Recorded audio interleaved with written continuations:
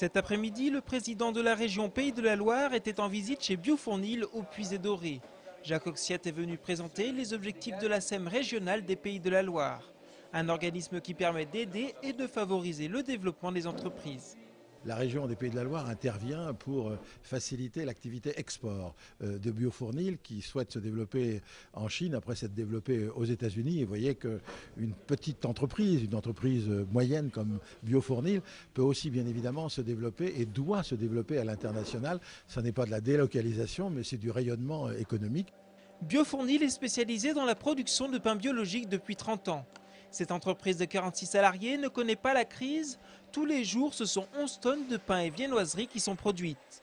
Pour en arriver là, l'entreprise a su s'adapter. Diriger une entreprise, c'est jamais un long fleuve tranquille. Il faut en permanence se battre, se remettre en question, penser à innover, et l'innovation, c'est l'innovation produit, mais c'est l'innovation également au niveau de l'emballage, au niveau de la présentation. Il faut s'adapter au goût du consommateur en permanent.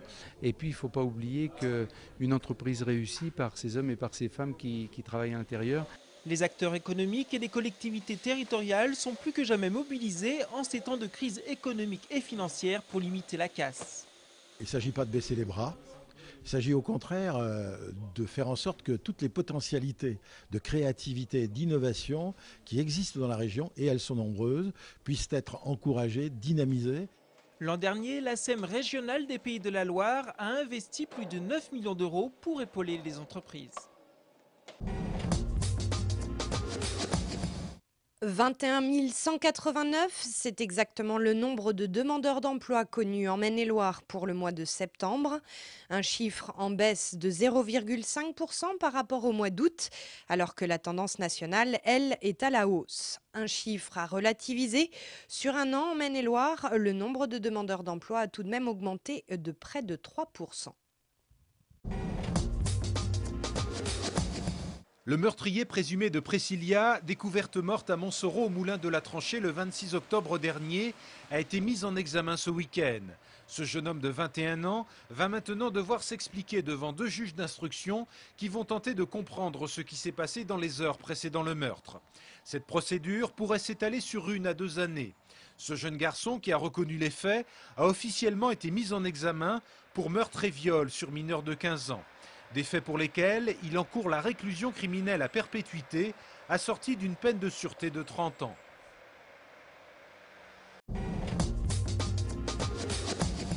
L'événement a mis le quartier en émoi. En milieu de matinée ce matin, un incendie a entièrement détruit un appartement situé au 5e étage de cette tour HLM de la rue Louis-Guin à Angers. De nombreux moyens de secours ont été dépêchés sur place, permettant aux pompiers de venir rapidement à bout du sinistre. Une fois la porte ouverte, le feu était vite maîtrisé. Donc le feu se situait dans une chambre d'un appartement type 3 au 5e étage.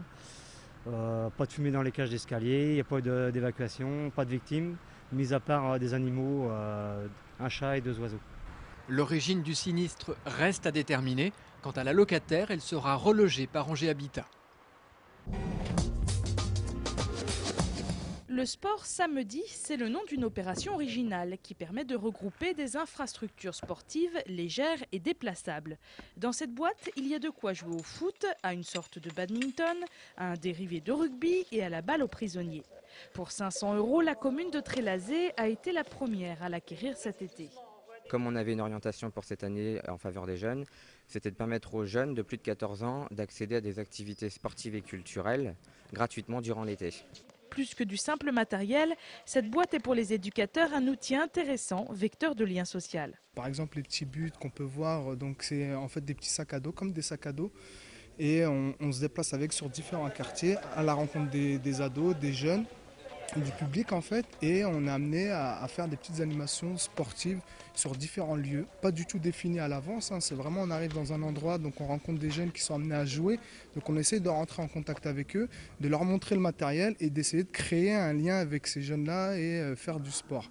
Et l'un des concepteurs de ce projet est Richard Dacoury, le célèbre basketteur. On a imaginé ce programme qui s'appuie sur 4 activités très ludiques, très accessibles, mixtes, gratuites, qui permettent aux enfants, aux adolescents, de se rapprocher d'une activité physique, d'un sport, en le pratiquant avec plaisir, sans aucun concept de performance ou de compétition, tout simplement pour les rebrancher avec l'envie de se sentir bien dans leur peau. Les éducateurs comptent utiliser ce nouvel outil lors des vacances scolaires et des mercredis pour faire du sport un vecteur de discussion et de rencontre. Elle était déjà la pierre emblématique de l'Anjou, mais elle vient d'ajouter une corde à son arc.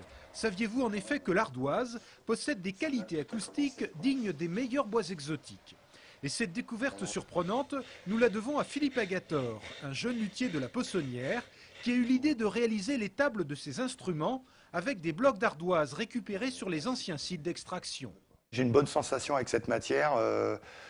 J'utilise des ciseaux à bois, des limes à métaux. C'est assez friable, faut pas être trop gourmand. Mais le bois, c'est pareil. Hein, quand on veut vraiment le maîtriser, il faut respecter certaines règles. Mais non, je pense pas que ce soit dur, quoi. Pour l'instant, l'Angevin Philippe Agator est le seul à utiliser ce matériau. Sa démarche a d'ailleurs surpris, au point qu'il doit régulièrement se justifier sur les forums internet consacrés à la lutherie. J'ai plutôt l'impression de me faire bisuter un peu sur ces forums. Je pense que il faut toujours affirmer sa différence. Il a fallu batailler. Bon, il y avait en plus sur ces forums des gens qui étaient de la région et qui avaient vu les instruments, donc qui ont appuyé un petit peu. Et maintenant, bon, ça se passe un peu mieux.